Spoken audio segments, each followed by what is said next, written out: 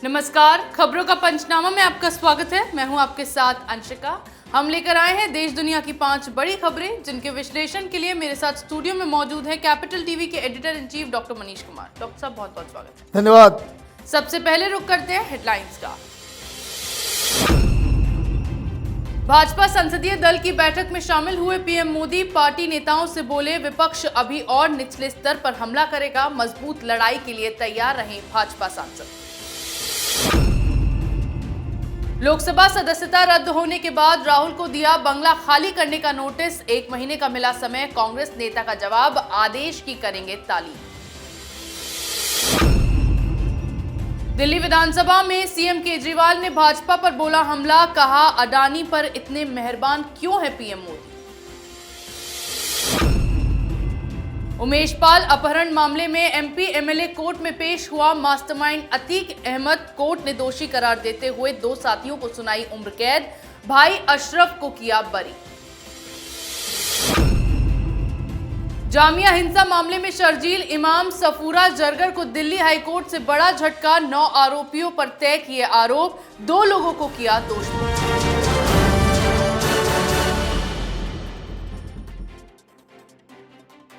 आज की पहली खबर में बात करेंगे भाजपा संसदीय दल की बैठक की। केंद्र सरकार पर लगातार हो रहे विपक्षी हमलों के बाद आज भाजपा संसदीय दल की बैठक का आयोजन किया गया। संसद परिसर में ये बैठक आयोजित हुई। बैठक की शुरुआत में 3 राज्यों में सत्ता हासिल करने के लिए प्रधानमंत्री मोदी का अभिनंदन किया गया। इस दौरान पीएम मोदी ने बैठक का संबोधन करते हुए पार्टी नेताओं को एक मजबूत लड़ाई के लिए तैयार रहने को कहा। इसके साथ ही कहा, जैसे जैसे पार्टी सफलता की सीढ़ियां चढ़ेगी, वैसे ही विपक्षी पार्टियों की ओर से ज्यादा हमले किए जाएंगे। डॉक्टर साहब, क्या कुछ मायने पीएम मोदी के बयान के? देखिए, ये जो मीटिंग हुई, एक स्ट्रेटजी के तहत ये मीटिंग ली गई, क्योंकि पार्लियामेंट चल नहीं रहा और लगातार विपक्ष की तरफ से हमला हो रहा है। तो ऐसे में Bharatiya Janata party apart from press conferences वो क्या कर सकती हैं, क्या करना चाहिए, ये सारी कवायद जो विपक्ष की तरफ से हो रही है, चाहे अडानी का मसला हो, चाहे वो काले कपड़े पहनकर परिसर के अंदर प्रोटेस्ट करने का मसला हो, ये सारी चीज़ें 2024 के मद्देनज़र प्रधानमंत्री मोदी वो एक सुलझे हुए राजनेता है। उन्होंने कहा कि ये हमला तो होता रहेगा, लड़ाई ज़बरदस्त होने वाली है 2024 की, और होना भी चाहिए, क्यों नहीं होना चाहिए। लेकिन इससे लड़ने का जो तरीका प्रधानमंत्री ने निकाला है, उन्होंने ये कहा अपने तमाम सांसदों से कि अपने अपने कंस्टिट्यूंसी में जितनी भी सरकार की योजनाएं हैं, खास करके गरीबों को जो पैसे पहुंचाने के, अनाज पहुंचाने के, बाथरूम बनाने का, बिजली पहुंचाने का, गैस चूल्हा पहुंचाने का, घर बनाने का लंबी लिस्ट है, वो उन तक सुचारू रूप से पहुंचा है या नहीं, इसकी खोज खबर कर ले। बाकी तो ये आरोप जो लग रहे हैं, जो विपक्षी करना चाह रहे हैं, उसका इलाज तो बाद में किया ही जा सकता है। तो 2 तरह की राजनीति, एक बयान और आरोप की राजनीति जो विपक्ष कर रहा है, और दूसरी तरफ जनता के बीच में जाकर के भारतीय जनता पार्टी अपनी साख को मजबूत करने की राजनीति पे काम कर रही है। तो यही मूल डिफरेंस है दोनों ही अप्रोच में। जी बिल्कुल, यानी कि विपक्षी नेताओं के हमले के बाद अब पीएम मोदी ने अपने पार्टी के सांसदों को मजबूत रहने का संदेश दिया है। वहीं कांग्रेस नेता राहुल गांधी के एक बयान ने लगभग उनका सब कुछ छीन लिया है।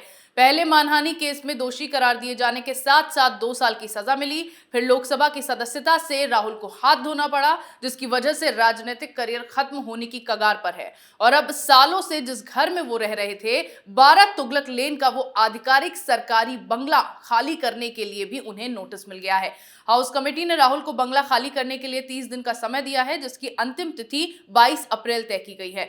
हालांकि राहुल गांधी ने भी लोकसभा सचिवालय के इस आदेश का पालन करने की बात कही है। डॉक्टर साहब, लोकसभा की सदस्यता तो पहले ही चली गई थी, अब बंगला खाली करने का भी नोटिस मिल गया। भाई, वो तो बंगला सांसदों के लिए है, आप सांसद नहीं रहेंगे तो बंगला क्यों मिलेगा। कोई सोनिया गांधी की सरकार चल रही है, गांधी परिवार का कोई मुल्क है ये। दिक्कत क्या है कि राहुल गांधी कर रहे हैं तमाशा। उनके वकीलों के साथ एक मीटिंग होती है और ये कहा जाता है कि ये मुद्दा इसमें दम नहीं है। अभिषेक मनु सिंघवी उस सीक्रेट मीटिंग में ये कहते हैं कि हाईकोर्ट में इसको पुटअप करते ही 5 मिनट में खत्म हो जाएगा, क्योंकि ये जो पनिशमेंट मैक्सिमम दिया गया है और इसमें बहुत सारे कानूनी लूप होल हैं। सबसे बड़ा लूप होल ये बताया जा रहा है कि जिस व्यक्ति के खिलाफ बोला गया, ललित मोदी या फिर कोई और मोदी, कंप्लेनेंट वो नहीं है, और इस तरह के केसेस में जिसका नाम लिया जाता है वही इस तरह के केसेस जो है वो कर सकता है। तो ये तो आधारहीन मामला है। हाईकोर्ट में ये 5 मिनट में खत्म हो जाएगा और सजा जो है रद्द हो जाएगी। लेकिन दिक्कत क्या है, सरकार तो काम करेगी कानून के हिसाब से। कोर्ट से फैसला आ गया तो उनको बर्खास्त कर दिया गया, क्योंकि यही कानून है। अब वो बर्खास्त हो गए तो उनको बंगला भी छोड़ना पड़ेगा। भाई आप एग्जाम में फेल कर गए तो स्कूल से बाहर तो जाएंगे ही। तो यही वो हो रहा है। वो एक तरफ सरकार कानूनी कार्रवाई कर रही है, लेकिन कांग्रेस पार्टी ये सोच रही है कि ये जो 30 दिनों की जो हमें मोहलत मिली है, कोर्ट ने क्या कहा कि ये सेंटेंस लागू तब होगा जब आप ये 30 दिनों के अंदर हायर कोर्ट में आप अपील कर सकते हैं। वहां से अगर स्टे मिल जाता है तो वकील क्या कह रहे हैं कि स्टे मिल जाएगा, केस में दम नहीं है। और इसीलिए ये लोग ये तमाम तमाशा इसलिए कर रहे हैं कि ये जो 30 दिन का वक्त है, अगर कोर्ट में आप चले गए, आपको अपील करना है, आपने अपील किया, सजा निरस्त हो गई, तो आपकी सदस्यता भी वापस आ जाएगी, घर भी वापस आ जाएगा, लेकिन राजनीति नहीं हो पाएगी। तो ये 30 दिन का बहुमूल्य समय कांग्रेस पार्टी राजनीति करने में और राहुल गांधी को विपक्ष के बीच में अपने आप को स्थापित करने में इस्तेमाल करना चाह रही है, इसलिए इतना बवाल हो रहा है। जी बिल्कुल, यानी कि राहुल गांधी नाखून कटाकर शहीद बनने की कोशिश कर रहे हैं। वो दिखा रहे हैं कि उनके खिलाफ कितनी बड़ी साजिश की जा रही है, लेकिन वो बिल्कुल साफ हैं। अब बात करते हैं पीएम मोदी को लेकर अरविंद केजरीवाल के बयान की। दिल्ली बजट सत्र के अंतिम दिन विधानसभा में एक बार फिर से मुख्यमंत्री अरविंद केजरीवाल ने भाषण दिया। अपने इस भाषण में वो फिर एक बार मोदी और अडानी के संबंधों पर हमलावर दिखाई दिए। इसमें उन्होंने पीएम मोदी पर निशाना साधते हुए कहा कि पीएम मोदी ने अपने परिवार के लिए कुछ नहीं किया, लेकिन अपने दोस्त के लिए इतना कुछ किया। उन्होंने कहा कि अगर जेसीपी का गठन हुआ तो अडानी नहीं डूबेगा, पीएम मोदी डूबेंगे। सीएम यही नहीं रुके, उन्होंने अडानी को प्रधानमंत्री का मैनेजर बता दिया। डॉक्टर साहब, राहुल की सदस्यता तो रद्द हो गई, उनको तो बोलने नहीं दिया गया, लेकिन अब केजरीवाल इस मुद्दे पर मुखर हो रहे हैं, बढ़ चढ़कर बोल रहे हैं। देखिए, केजरीवाल बहुत बड़े नटवर लाल हैं हिंदुस्तान की राजनीति के। ये बात वो बाहर आकर के नहीं बोलेगा। भाई काम धाम कुछ करना है या नहीं करना है?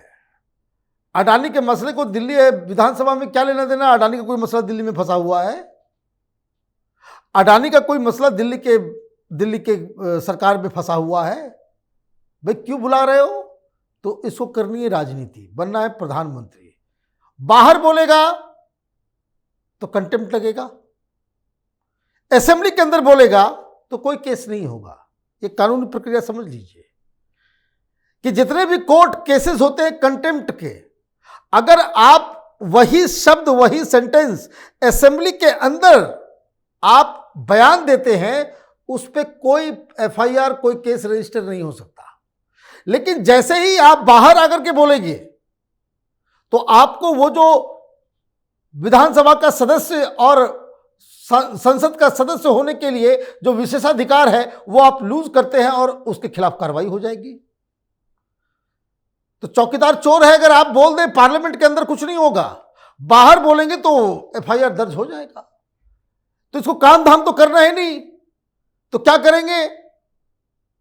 अडानी का मसला राहुल गांधी उठा रहे हैं, वो बड़ा बन रहे हैं। ऐसा लग रहा है 2024 में अडानी मोदी वर्सेस राहुल गांधी हो जाएगा। तो हम क्या करेंगे? तो चलो हम भी करते हैं, लेकिन उनके साथ आज खेल हो गया। खेल ये हो गया कि वैसे देखिए करार इनका क्या है कि जब भी वो असेंबली में कुछ भी बकवास करते रहे, वो पार्लियामेंट वो पूरा प्रोसेस जो है, पूरा जो वो भाषण है उनका, वो टीवी पे लाइव चलना है, इसलिए वो ऐड देते हैं सारे चैनल को।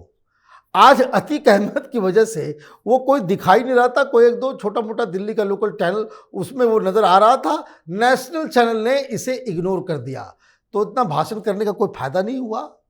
और ये जो आपने एक अडानी का स्वर जो छेड़ा है, इसीलिए कांग्रेस पार्टी आम आदमी पार्टी को दूर रखती है कि ये एक ऐसा मंकी है जो हर चीज में दूसरे की कॉपी करने में जुटा हुआ रहता है। जी बिल्कुल, यानी कि 2024 चुनाव से पहले अरविंद केजरीवाल भी अब फूंक फूंक कर कदम रख रहे हैं। आगे बात करते हैं अपराध की दुनिया के बादशाह अतीक अहमद की। 17 साल बाद आज उमेश पाल अपहरण मामले में अतीक अहमद को एमपी एमएलए कोर्ट में पेश किया गया, जहां अतीक अहमद, शौकत हनीफ, दिनेश पासी को मामले में दोषी करार देते हुए उम्र कैद की सजा सुनाई गई। इसके साथ ही 1-1 लाख रुपए का जुर्माना भी लगाया गया। हालांकि कोर्ट ने अतीक के भाई अशरफ अहमद समेत बाकी सभी आरोपियों को दोष मुक्त कर दिया। इस दौरान बाहुबली कहलाए जाने वाले अतीक अहमद के चेहरे पर वही खौफ दिखाई दिया जो उसके चेहरे पर गुजरात से प्रयागराज आने के वक्त देखा गया था। इसी को लेकर उसने कोर्ट से गुजारिश की कि उसे वापस साबरमती जेल भेज दिया जाए। डॉक्टर साहब, 17 साल बाद आखिरकार उमेश पाल हत्या अपहरण मामले में जो है फैसला हुआ, क्या इंसाफ हुआ है? देखिए, ये तो कानूनी प्रक्रिया भी तो 100 केसेस बचे हुए हैं। और यकीन मानिए, अगर योगी सरकार नहीं होती तो ये बाहर घूम रहा होता, इसका पूरा दबदबा उस पूरे प्रयागराज और उसके इलाके में होता। सरकार चाह लेती है तो ये सारे लोग, मुझे बताया गया कि जब ये सुनाया जा रहा था, जब ये सजा, तो वो रोने लगा। और अभी तो बहुत यातनाएं उसको भी झेलनी है, बहुत पाप किए हैं, बहुत कुकर्म किया है। तो ये फैसला तो हो ही गया है, आगे अभी और भी केसेस आएंगे जिसमें और भी उसको फैसला होना है। लेकिन मुझे एक बात समझ में नहीं आ रही, ये दलाल पत्रकारों का, ये वामपंथी कांग्रेसी इकोसिस्टम, ये टूल किट गैंग वाले सब, ये लायर वायर, ये जो तमाम इस तरह के लोग हैं, वो इस अपराधी को क्यों बचा रहे हैं? अचानक से अतीक की जाति ढूंढने लग गए लोग हैं। ये कोई आरफा मैडम है, वो बोल रही कि ये ओबीसी है। राहुल गांधी ने मोदी के खिलाफ कह दिया तो ओबीसी की भावना ये हो गई। अब ये अतीक के खिलाफ जो इतना सब कुछ हो रहा है, उससे भावना नहीं भड़केगी? अजीब का कुतर्क का कोई जवाब नहीं है।